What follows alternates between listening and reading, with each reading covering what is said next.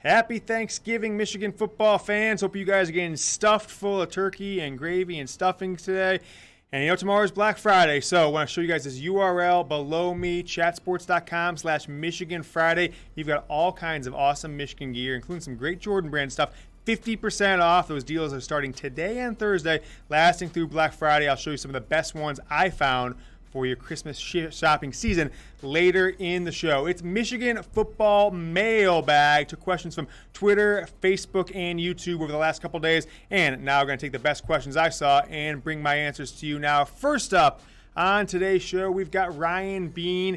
And he says, do Harbaugh and Gattis actually believe their comments about Milton? Or are they just trying to soften the crash? And so, if you didn't see it, Monday, Tuesday, Jim Harbaugh, Josh Gattis, the coaching staff, the players, they come out on press conferences or media scrums. And it's done all through Zoom now these days since coronavirus, etc. And I'm glad Ryan brought up this question because it's rather ridiculous. And if you didn't see the comments, I'll paraphrase for you. On Monday, Jim Harbaugh, we haven't named a starting quarterback yet because we were traveling and we didn't see all the team yesterday. Didn't want to make any announcements, but I thought Joe played great against Rutgers. 1 of 8 in his last 8 passing attempts before they pulled Cade McNamara. Then Tuesday, Josh Gattis, he's saying Joe Milton played great, but hey, Cade gave us a spark. We were going to put in Cade no matter what, right? And so why do these guys want to lie to you, lie to me, like we don't have any intelligence, any common sense to say they put Cade McNamara in there because they had planned to play him a couple series, and it wasn't because the offense was sputtering. They were down 17-0 to Rutgers, right? A team you beat 78-0 4 years ago, down 17-0. To say that wasn't the reason you put Cade McNamara in, and it was planned, I think, insults your intelligence. I think it insults my intelligence, and I don't believe they do. But for some reason, it is the policy of the football program. And it's clearly that Gattis and Harbaugh said almost identical things. So they have a meeting and they say what we're going to say about these questions, and they just repeat them. So I don't think it's very genuine. I don't think it does any help to the players, to the fans, to the coaches, to the media. So I don't know why I just don't come out and say Joe needs to play better. We put Cade in. He played better. He's our starting quarterback. End of story. All they do with these things is leave themselves open to criticism like Ryan has and like I am responding to. I told you about those Black Friday deals. How about this Michigan quarter zip bad boy, 50% off, normally $40, only $20. You heard me right. $20. Go to chatsports.com/Michigan Friday. Also there, you can find this combo pack, those sweatpants and Michigan t-shirt. That one's only $30, 50% off, normally $60. Or this Wolverines long sleeve tee, get you through some cold days in the state of Michigan over the next few months. $17.49, it's normally $35. 50% off all these items are. So these are ones I found 50% off. There's a ton of other things. Chatsports.com/Michigan Friday will drop you directly on their Black Friday sales page.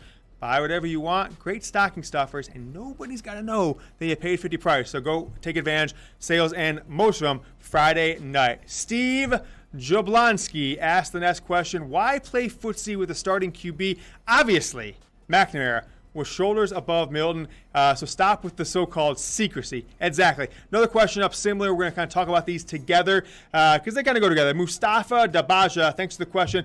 Who do you think will win the QB battle next year between Cade McNamara and JJ McCarthy? And what did he say about that? Oh, it's Don Brown. There's a way we could fire Don Brown and keep Jim Harbaugh. So let me just address the quarterback situation the way I see it. I don't trust the current staff to make the right decisions when it comes to starting quarterback, right? Jim Harbaugh, from the top.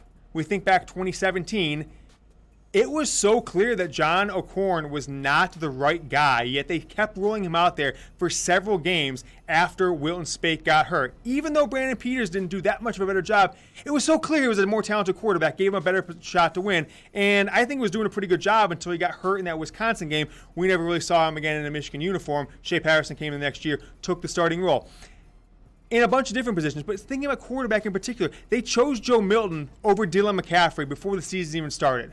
They chose Joe Milton over Cade McNamara. I'm not going to say that McCaffrey's going to go on to be a star, but I wish they would at least give him a shot, at least not name the starter. Whatever they said to McCaffrey to think that he'd be better served transferring, staying in school at Michigan, by the way, and playing football, even though he wouldn't lose eligibility, and not play football, even though he wouldn't lose eligibility, on pace to graduate in December. So I don't trust the coaching staff to make these decisions. So I don't know what to expect next year. I think McCarthy, JJ McCarthy, the 5-star 2021 recruit, is probably more talented. But if Cade McNamara plays the next 2 games at a high level, Michigan wins. Whatever happens against Ohio State, whatever happens against Ohio State. You play that championship week, you play a bowl game. If Cade McNamara plays good in 4 of those 5 games, I don't think there's any way possible I would start a true freshman next year when you've got a proven commodity. But Jim Harbaugh and his coaching staff, when it comes to quarterback, always seems to do something kind of wacky, kind of crazy. So I ask you guys the question, who's going to start a quarterback next year? I think there's only 2 men for the job. Now, Joe Milton could certainly stick around and compete for the job. I hope he does. I hope he doesn't just, up and transfer like there's greener pastures out there. But from what I've seen, McNamara is better. Most people expect JJ McCarthy to be better. So type Cade below, type JJ below. Give me your answer. You might get hit with a YouTube ad break on this one. So scroll down, type Cade or type JJ. Scroll back up. We'll keep rolling with the Michigan Football Report.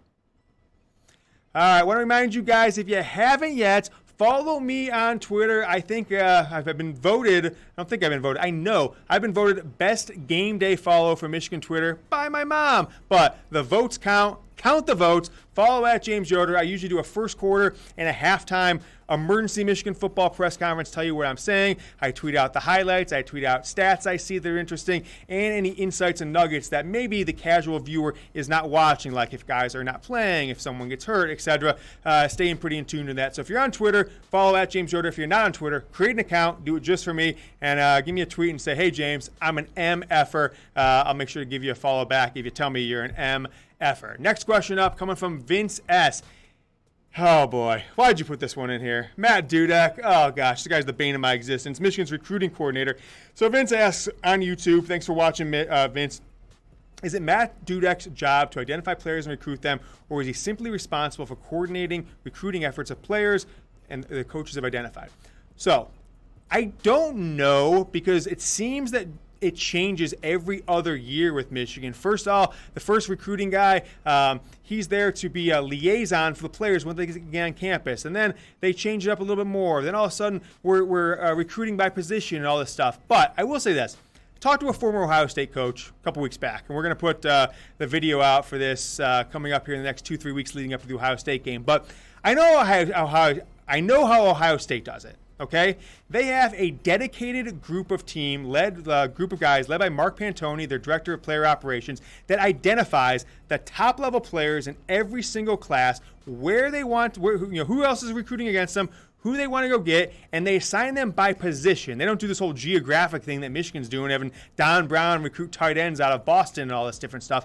And they say, hey, wide receivers coach, go sell this kid in Texas, in Alaska, wherever it is, why Ohio State is the best program for him. You're the best wide receiver coach, why you're going to be there. And they get it done. They beat Michigan recruiting every single year except for the transition year between Ryan Day and Urban Meyer. So I don't know if they're doing it the way that Ohio State's doing it, but if they're not, they should be, because coaches need to coach. Someone needs to be in charge of recruiting and tell players, hey, here's the guys we need to go after. They're really not doing it. Next question coming up on the same subject. We're talking recruiting a little bit, not going into recruiting rumors and players, but why Michigan can't get it done across the board when it comes to recruiting and player development. And Big T at Timon, I guess is a big-time golf guy, Big T, says, at James Yoder, wouldn't the quickest fix for Michigan football be signing Mark Pantoni as recruiting coordinator? Serious question. Maybe bring back Greg Madison. Simple solutions.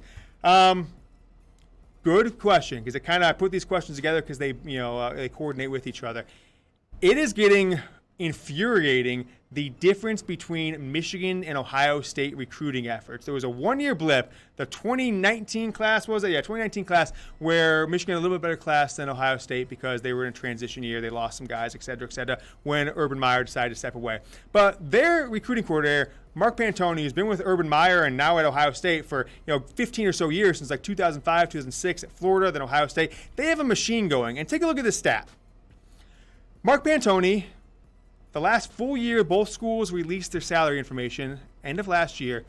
He is the guy who runs all things recruiting for Ohio State, from Urban Meyer now to Ryan Day. And it's even gotten better. When Urban Meyer's left, he made $4,000 less than Matt Dudek, the guy who was the same job at Michigan. So why is Michigan overpaying for a guy not getting the job done? And you've probably seen me criticize Dudek on Twitter because I think he comes across as a goofball. He's a 40-something-year-old man, 39, 40-year-old man. He shouldn't be sending quirky videos to recruits and talking trash to Alabama and looking like a fool. But when you break it down to brass tacks, not my opinion, just what the numbers are, these stats are mind-boggling.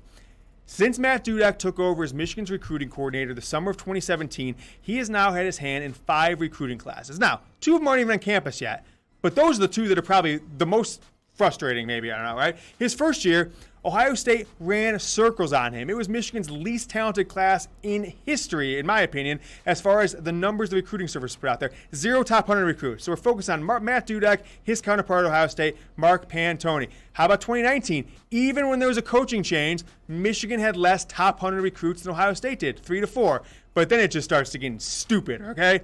Ohio State's 13. They're not going to probably get back there anytime soon. They did in 2018, but 2020, 7-0. 2021, these seniors right now, led by JJ McCarthy, all this stuff. Ohio State 10 to Michigan's 4. And 2022, players that are still juniors in high school, right? 2 months, 3 months into the junior high school, 5 top 100 players Ohio State has compared to 0 for Michigan. And by the way, Ohio State has many top 100 players as the rest of the country combined committed in that 2020 class. But it gets even worse. Think about these 5 recruiting classes. Again, 3 of them are on campus now. And those are the freshmen, sophomores, and juniors that are making a big-time impact at both schools. You look at all the sophomores Michigan's starting right now. You look at the freshmen making the impact. Ohio State, they don't start as many young guys, but they get once they do start, they take off. 3 5-stars in that 5-year period under Matt Dudek compared to 16 5-stars for Ohio State. 3 compared to 16. When you go in that 5-year window, the talent level at Ohio State, when you compare them top 100 players and then the elite of the elite, the 5-stars, it is pretty much comparable in a lot of ways as a direct comparison to the results on the field the last 2 years. Michigan might stay with them early on, but when it comes down to it, Ohio State takes off and they just destroy Michigan when it comes to recruiting, when it comes to the field. These stats are as bad as they've ever been, and I like Tamon's idea. $200,000 a year for the guy who runs everything between 2 coaching staffs, the best recruiting operation in America at 2 different schools, 3 different coaching staffs, Florida, Ohio State under Urban Meyer, Ohio State under Ryan Day. He makes $200,000 a year? Well, I've got a solution. Let's just pay him $900,000 a year and bring that to Michigan. Why can't Ohio State do it, taking Greg Madison, taking out Washington, and Michigan won't just go? Identify where they do good and just go take them. Think about business. If there was another company had a great, salesman, a great marketer, whatever, and they were underpaid compared to the competition, you were paying a guy who wasn't getting it done more money. Wouldn't you just go and say, hey, why don't you come over here? Pay you a little more cash. You don't think Stephen Ross, you don't think James Yoder, big-time donors, will pony up huge cash to get Pantoni? So, Mark, I know if you're watching, listen to me here. I've been authorized. I'm talking to the 3 wise men of Michigan football right now. $900,000. You come be Michigan's new recruiting coordinator. No, I'll give you a better title. The general manager of Michigan football. Matt Dudek's not cutting it. I think Pantoni could definitely do the job. And why not? Hey, you built up what you've done at Ohio State. Come over to the dark side, all right? Let's see what you can do going against what you built at Ohio State. Next question coming up from Mark Lewis. He's got a 3-pack of questions for me. We recruited well under Jim. Why can't we win? When is the AD going to take a page of the Ohio State's playbook? We just talked about that. And Jim Harbaugh played QB in the pros, played it in college. Why don't we have a star QB? It's really infuriating because this is year 6, and he's had so many recruits come in, Brandon Peters and Dylan McCaffrey and Cade McNamara, Joe Milton, Dan Villari, etc. J.D. Johnson didn't even make it on campus because of injury, but they had nobody else lined up after his injury or his health issue. And it's clear that this Harbaugh whisperer thing from Stanford and the 49ers it's kind of fool's gold, right? Greg Roman was the offensive coordinator at the Ravens. He was there the entire time.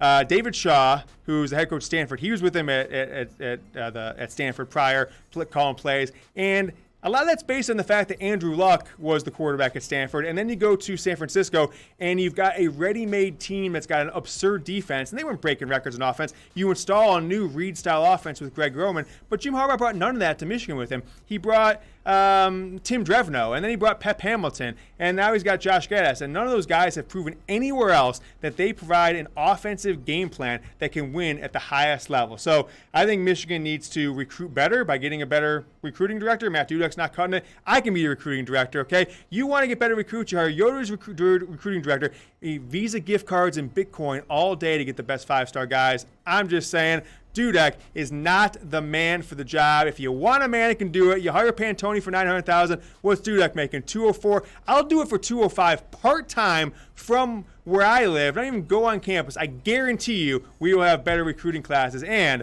we won't get guys who seem to transfer nonstop like Michigan's had over the last few years under Jim Harbaugh.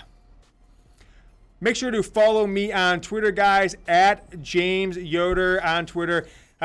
You won't regret it, believe me. Make sure to follow Chat Sports or follow this page. Subscribe on YouTube. And if you missed our video yesterday, I got our Michigan football report for you right here.